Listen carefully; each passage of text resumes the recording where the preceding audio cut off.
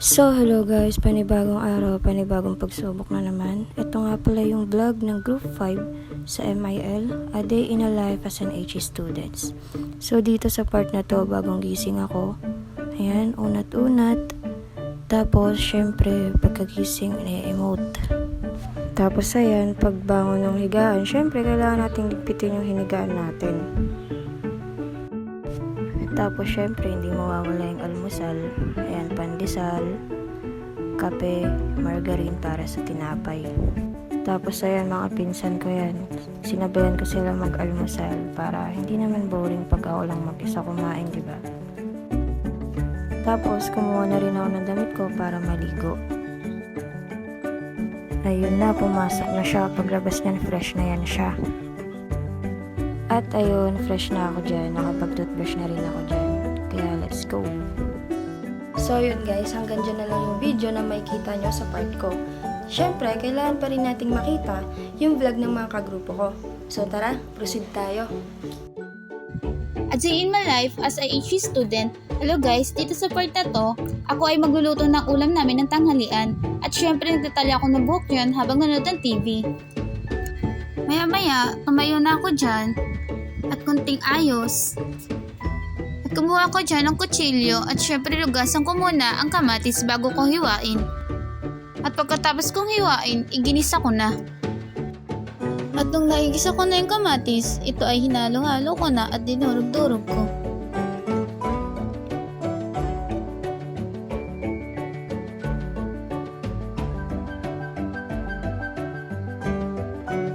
At mag-aantay ako dyan ng 2 minutes para mas lalong luto ang kamatis. At maya-maya, inilagay ko na tong itlog. At hinalo-halo ko ito.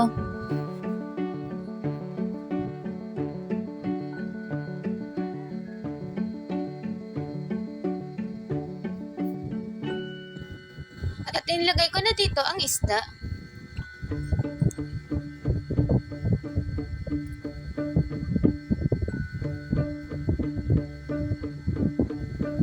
Sinalo-halo ko ito at aantayin na lang hanggang sa maluto.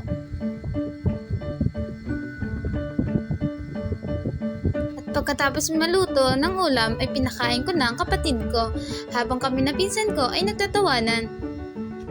At pagkatapos ko pakainin ng kapatid ko dyan ay maya-maya ay nagugas na ako ng pinagkainan namin.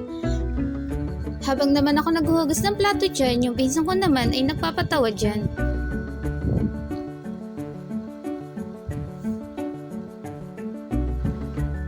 Pagkatapos ko sa ginagawa ko, syempre nagpapahinga ako dyan habang nanonood ng TV.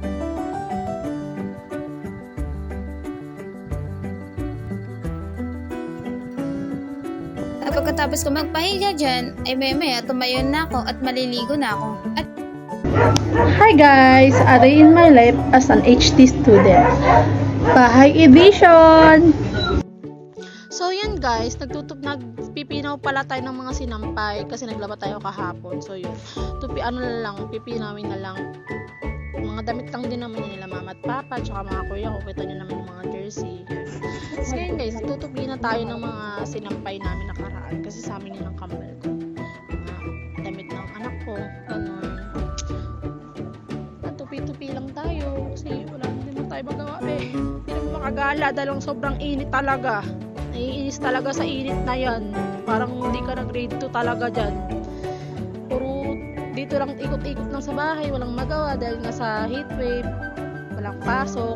Kaya lang ginagawa ng mga tao na to, mga HE student na hindi malaman kung ano talaga ang gusto. Ang tupi-tupi lang tayo.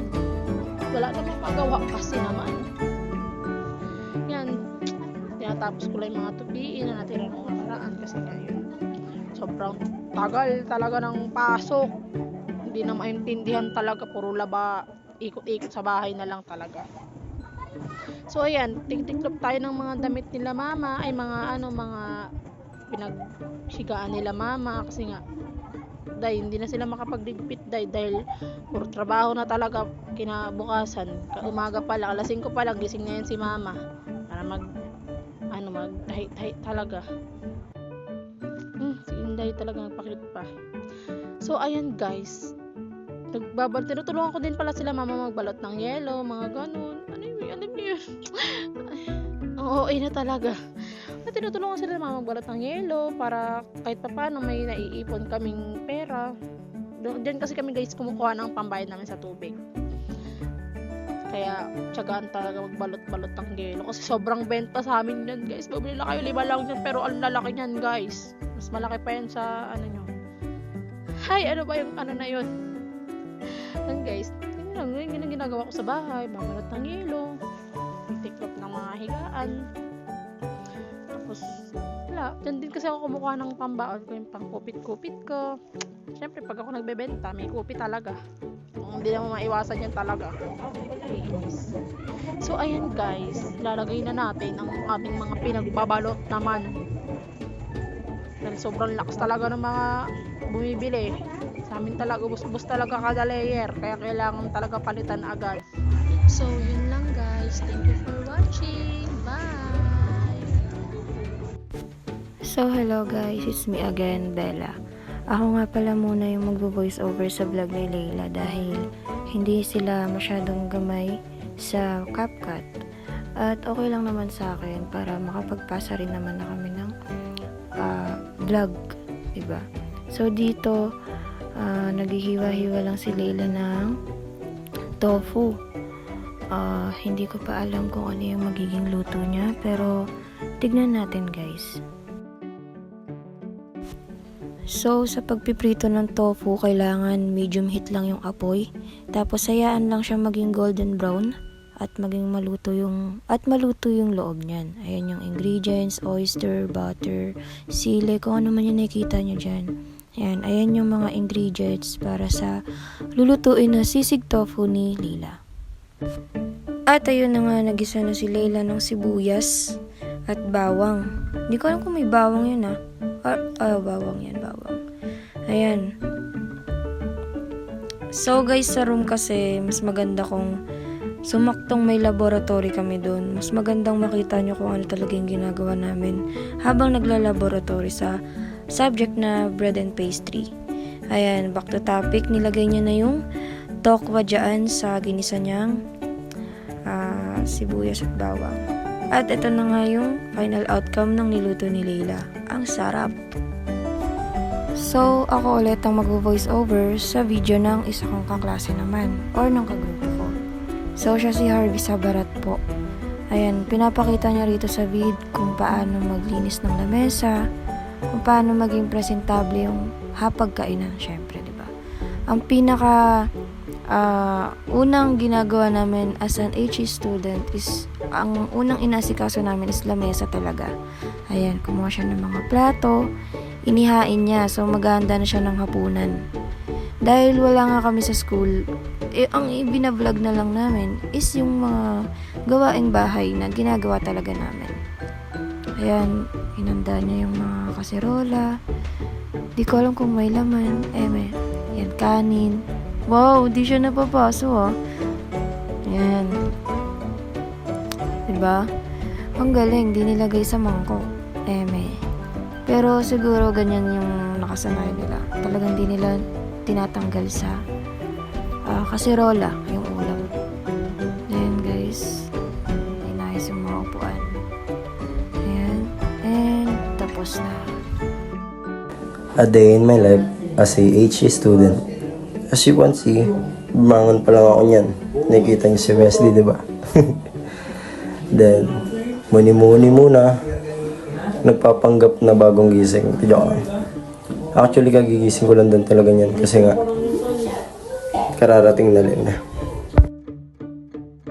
And bang! Transition is guys, papunta pa lang ako niyan ng kusina. So ayan, ligpit-ligpit muna tayo ng mga pinagkainan or mga kalat sa kusina. Hindi pa sinugasan And sabay, luto muna tayo ng kakainin natin guys. Yeah, buksan mo naman yung kalanya.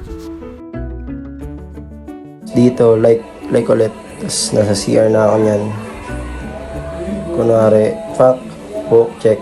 Sabay, hilamos.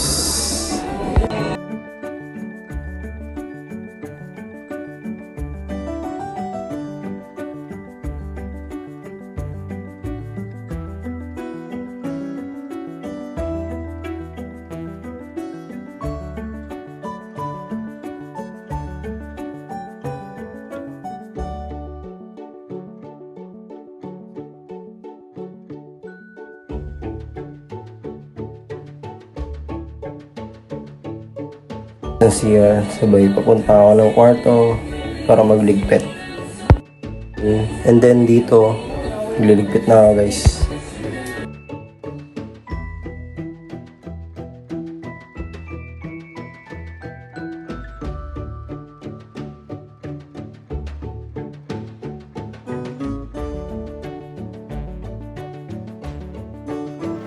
So, what's up sa inyo mga ka-homies? Kurt Daniel Ichiboy nga pala, nagbabalik. So, ayun guys, kakagising lang natin. At, magpe-prepare tayo mag-bike. So, ayun nga guys, bike exercise tayo kasi nag-gain tayo ng weight lately, no? Since na-stress eating tayo. So, ayun nga pala, no? Stretching muna tayo. Stretching na kapag ka. Go. So, bala ko kasi guys, pumunta ng sa ikot lang. Tapos, rekto dito sa bahay kasi may alagaan pa tayong pasyente. And, yun nga. So, let's say ito camera. Ito camera. Yun. Kasama matulog eh. So, check it out.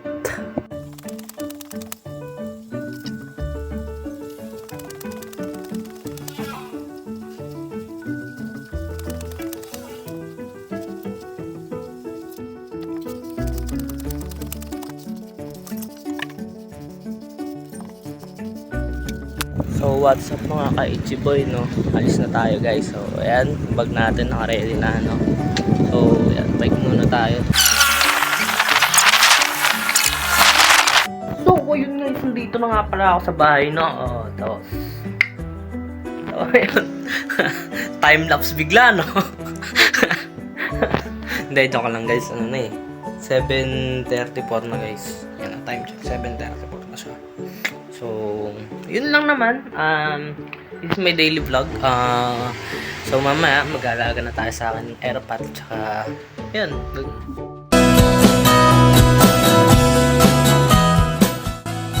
Hello everyone, I'm Trisha and this is my everyday living as a mother and a student at the same time. Good morning! Panibagong araw na naman. Pagkagising ko, hilamos and toothbrush lang, tas alaga na kay baby. Napakakulit niya, tas pinagsabay-sabay ko yung gawain sa school at pagbabantay ko sa anak ko. Makulit, pero kaya naman. Yan, sinisipa-sipa niya pa yung lamesa, pati yung laptop ko.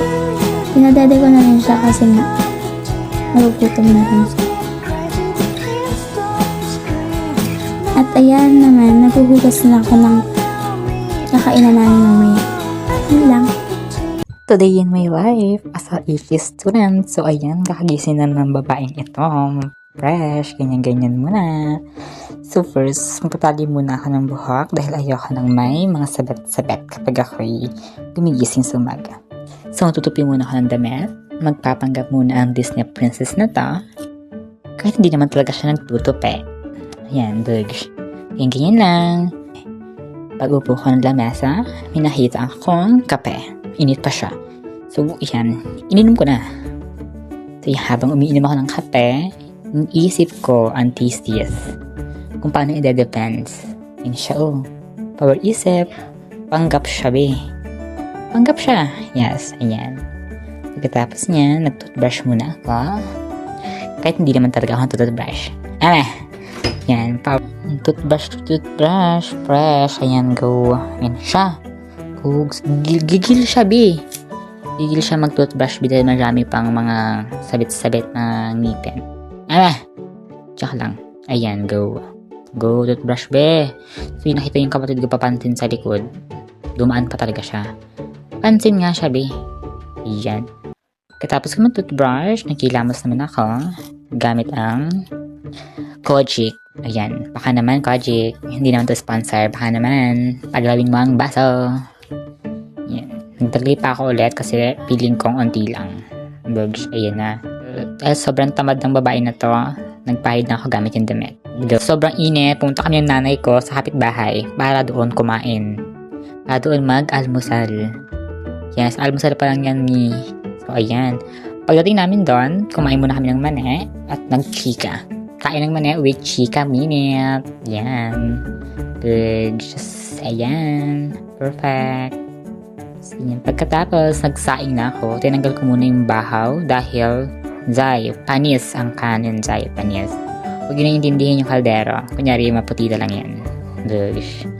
Yun na. Kinuha ko na yung bigas. Kinuntian ko lang dahil bukas pa gagamitin. Ayan. Sinugasan ko na siya para perfect na ang ating sinaing. Yan. Perfect na. Malapit na tayo matapos. So, ayan. Tantiameter. Yan. Perfect na yan. So, ayan. Lalagyan natin siya sa kalan. Bigs. Ayan. Binaba ko muna yung ulam. Kasi, ang lalagyan. Bigs. Ayan na. Perfect. Open na yung kalan. Bigs. Tara! Tapos na! Kakain na ako ang Disney Princess. Perfect. Nilagang baka pala yung ulam namin dyan, guys.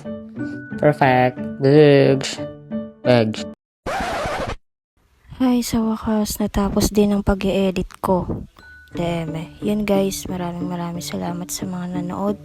At sana lahat nag-enjoy at may napulot kayong kataranta doon. Ay, kahit pa paano may napulot pala kayong aral sa aming vlog. Sana nag-enjoy ang lahat at God bless us all. Sana makagraduate ang lahat at ma-ace ang research defense. Yun lang. Peace out.